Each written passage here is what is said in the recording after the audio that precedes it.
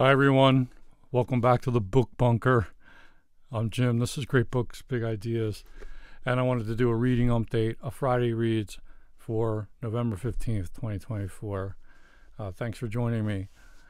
I want to start with books I'm currently reading. I didn't finish anything in the last several days, but I'm making good progress. So first of all is Parable of the Sower by Octavia Butler. I'm getting close to the halfway point here, and it's definitely a dramatic read, a dystopian near future novel. This was published, I think, in the early 90s, and the near future is set in really our time period now, moving forward past that. It's a very menacing type of book. Partly due to the first-person narration. It's about this girl. She's coming of age, and she lives in this like gated neighborhood that's trying to protect itself in the Los Angeles area. But society has really gone to hell, and these people are sort of scraping by, trying to protect themselves, trying to do what they can. Some people are moving out.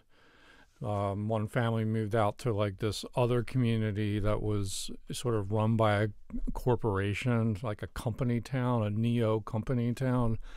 But anyway, the barbarians are at the gate, and they really are not keeping them at bay anymore. So it's very menacing in that regard.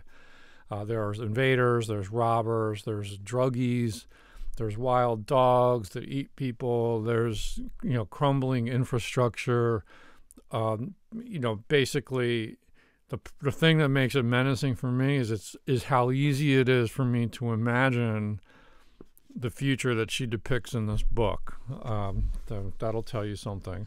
But let me read a brief passage from this. This is from chapter 14, about where I'm at currently in the book, and this is a journal entry from Saturday, July 31st, 2027, in morning. And our narrator says, "Last night when I escaped from the neighborhood, it was burning. The houses, the trees, the people, burning. Smoke awoke me, and I shouted down the hall to Corey and the boys. I grabbed my clothes and emergency pack and followed Corey as she herded the boys out. The bell never rang. Our watchers must have been killed before they could reach it. Everything was chaos. People running, screaming, shooting. The gate had been destroyed. Our attackers had driven an ancient truck through it. They must have stolen a truck just to crash it through the gate. I think they must have been pyro addicts. Pyro, by the way, is the new drug that is like a psychedelic drug that people take.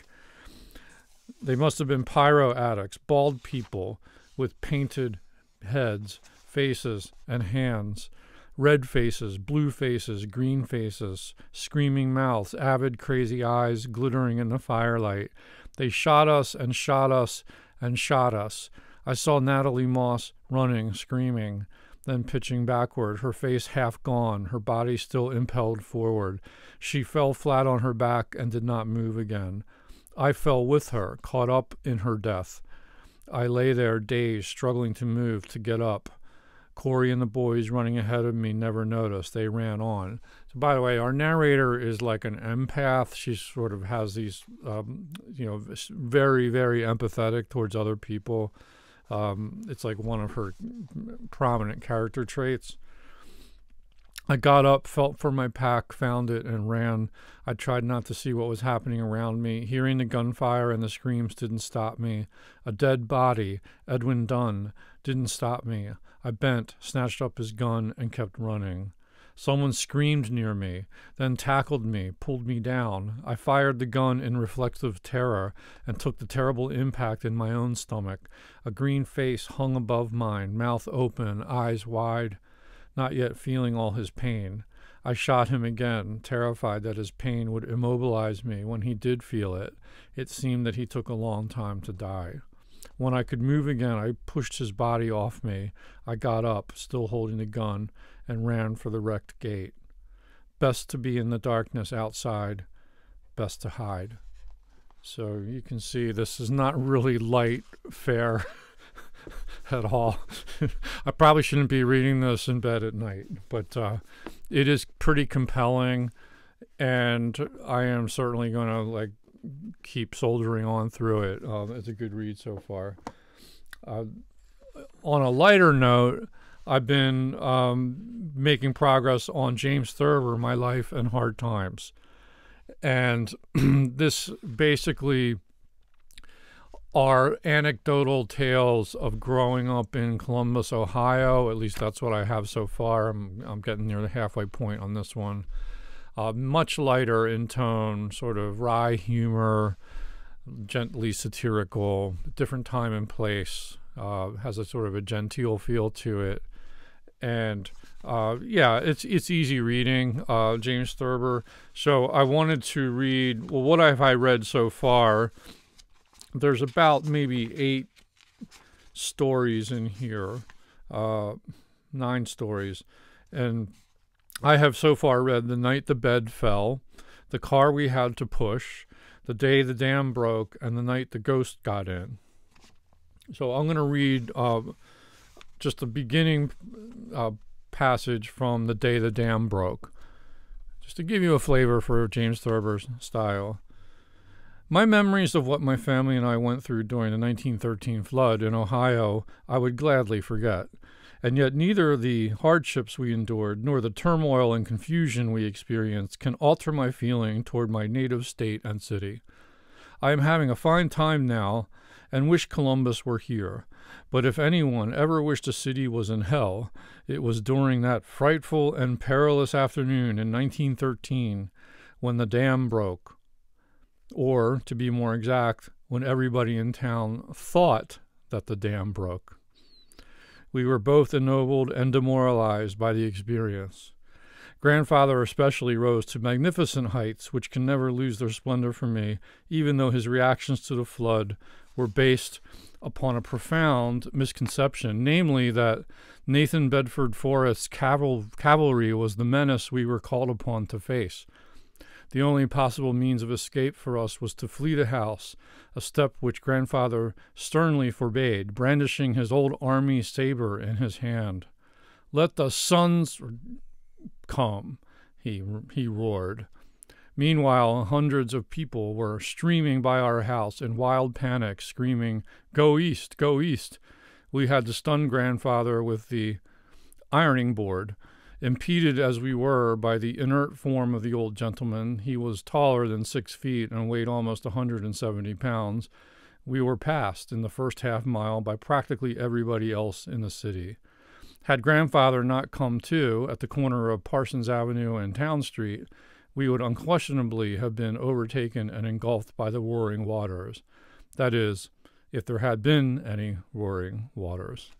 So you get sort of it's funny. It's an interesting contrast with the passage I just read from Octavia Butler, which was also about a panicked situation, but that was a real panic situation. There was no dam that really broke in this story, which is the cause for much humor. So that's James Thurber. I think there's a good chance I'll finish that book maybe this weekend. I tend to only read one story at a time, and then the next day I'll read another story. And I have not been reading it every night, but I'll get through it soon. It's an easy read. Also, Redwall. Here's the Brian Jacques first Redwall novel. And I'm about 30 pages into it so far. This is a very lovely edition, and it has color illustrations. You can see here. Here's another one. The illustrations are by Troy Howe. I don't know if all the Redwall books have illustrations or all the editions have illustrations, but this is a very nice paperback. And this was my daughter's copy. So it's shout out to Denise at Dobby Books. I saw that you picked up a Redwall, and maybe we'll read it together. But it's so far it's fine. You know, it's like the world of mice and rats and everything, and it's kind of, I hate to admit this, but the other day, right after I had picked up Redwall. This is one of these weird synchronicities. I found a dead rat in the backyard, so, and had to bury it. But anyway, it's I don't know really much about this series at all. So it's sort of this fantasy world and so forth, but it's very descriptive, and so far it's definitely sort of a children's book, young adult, whatever you want to call it, but it's doesn't feel like simplistic to me at all. It's like very descriptive, and it looks like Brian Jacques a good storyteller. So I wonder how quickly I'm going to read this, but it is a nice antidote to like some of the other stuff I'm reading. Takes me out of myself and my problems. That's Redwall.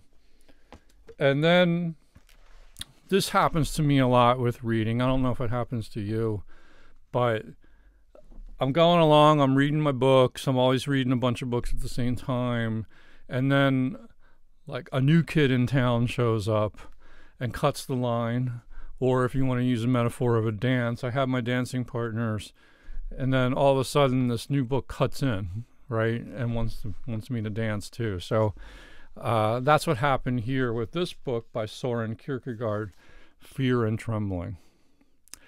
And this was mainly my responsibility. I mean, the book did not literally jump off the shelves and throw itself at my feet.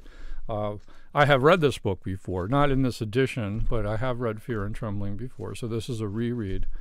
What made me want to read it again is I'm working on a piece of fiction, which is I'm posting on piece by piece, like the draft sections or chapters on my Substack, and it's about scenes from childhood. It's sort of a thematic thing, some coming of age stuff, and I would call it autofiction. So it's like sort of based in real life, but not memoir. It's there's a lot of liberties that are taken, but partly because my memory is pretty unreliable. But I'm very interested in memory and youth, growing up, tales like that, Bildungsroman and things of that nature. And this sort of falls into that area. But anyway, for the next piece I want to draft, I was thinking of Kierkegaard. So Kierkegaard's going to be sort of like a tangential touchstone that's sort of in the background or slightly in the foreground of this thing that I want to draft. And I needed to go back to this book and bone up on some of the details. In particular, what is Fear and Trembling about? It really starts. Kierkegaard is hard, number one, but I find him a very substantial philosopher. Like, if you're patient with him, he's very literary. He's always writing with like invented narrators. So it's like he kind of like, this isn't written by Kierkegaard, it's written by, I think his name is Johannes Silentio. So he comes up with these personas that are writing. It makes me think of the author Pessoa, who I read last year, one of my favorite reads of last year, the Book of Disquiet. But this is for philosophy. So he kind of has these personas and narrators who are doing this. But in this book, it really starts with the Old Testament story of Abraham and Isaac. So Abraham's sacrifice of Isaac, almost sacrifice. So God tests Abraham and orders him, as Bob Dylan puts it in Highway 61, kill me a son, right? So go to Mount Moriah, 3 days journey, offer up your son, your only son, as a sacrifice. And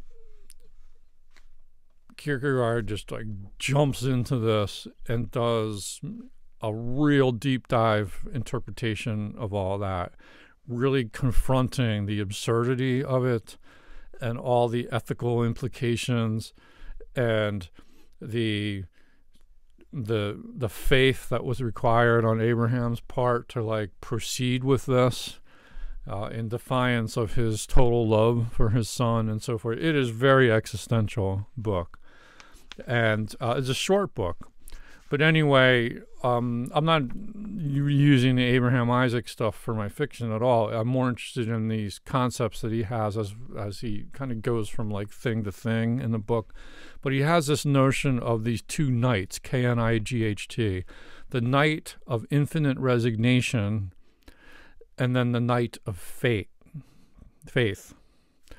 And the night of faith sort of transcends the night of infinite resignation, but the night of faith has to go through what the night of infinite resignation has to go through before he can take the leap of faith and confront the absurdity of life and so forth. There's so much more to it and so much more I don't understand. But that's why I went into this, is I wanted to basically refresh myself and learn a lot more about Kierkegaard. And I'm really enjoying this read. Like, you have to read him slowly. It's a good translation and has this Penguin Classics edition, and it has really good footnotes. Like, every time I feel this, I need a footnote, there's a footnote, right? And I can like look it up. But yeah, so these are just fascinating concepts to me, like the night of infinite resignation and the night of faith. So I wanted to read you a little bit about this. This is, I think, before he gets to those two nights as examples, but this gives you a flavor for how Kierkegaard talks about faith.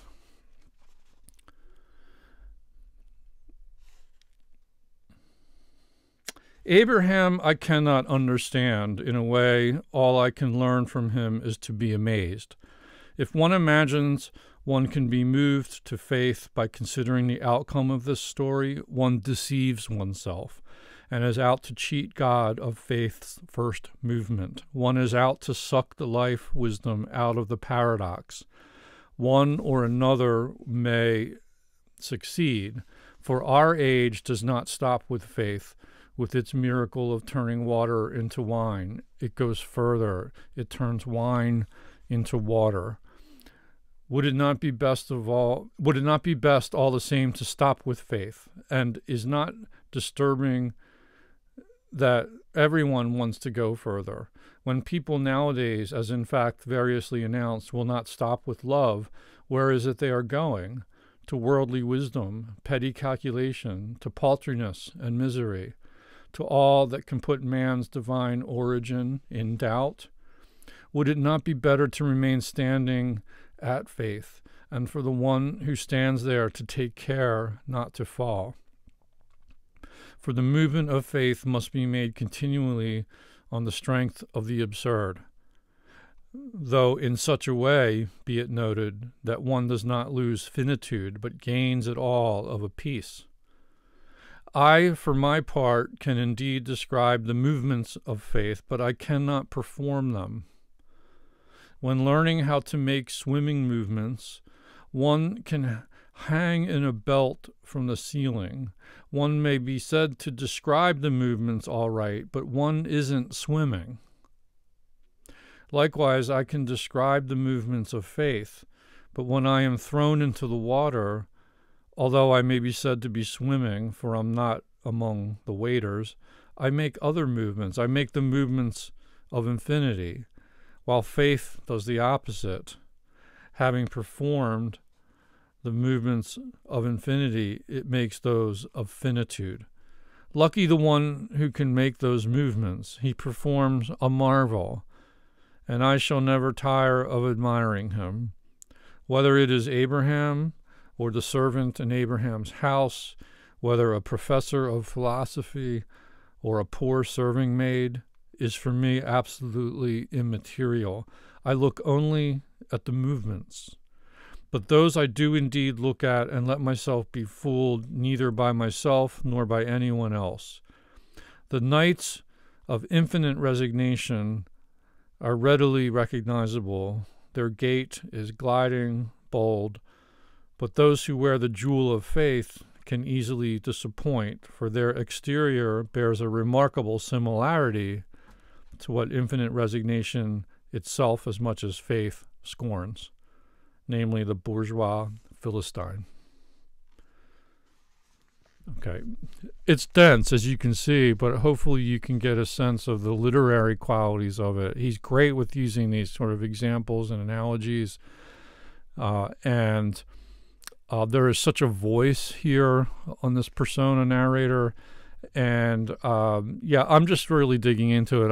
I can't say I get everything down, because one thing about Kierkegaard is he's contorted, he's always twisting, he's always kind of defying expectations, but he is not shying away from the paradox of living, the paradox of the Abraham story at the heart of that, the absurdity of it.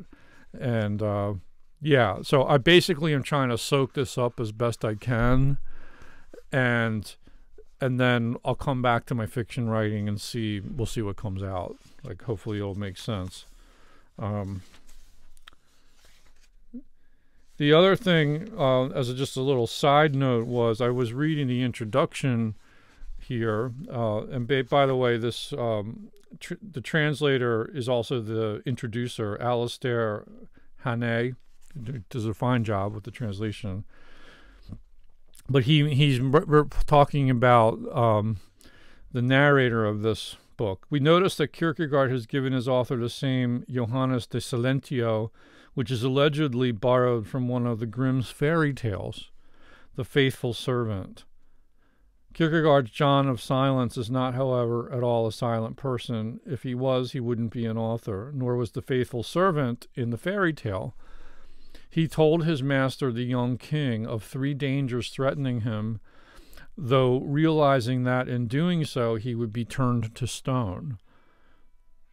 To anticipate a further connection with fear and trembling, when the royal couple later got 2 sons, they gave the lives of those in sacrifice in order to bring Johannes back to life, whereupon Johannes brought the children back to life.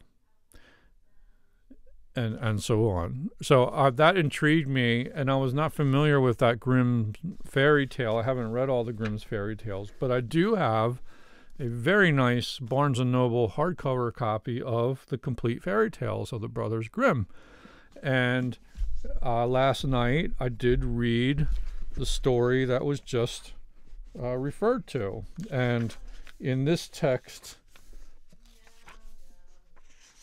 this story is called Faithful John, I think it's called. Yeah, Faithful John on page 462. By the way, this is illustrated, color illustrations. You can probably still get these at Barnes & Noble. Very nice edition. Really love the design.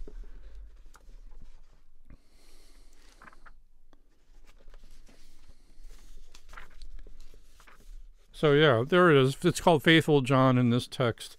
And it's about, I don't know, 6, 7, 8 page story. Not long at all.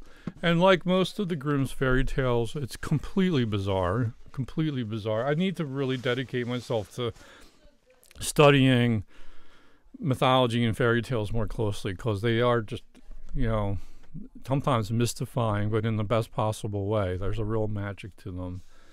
Very, ripe for psychoanalysis as well.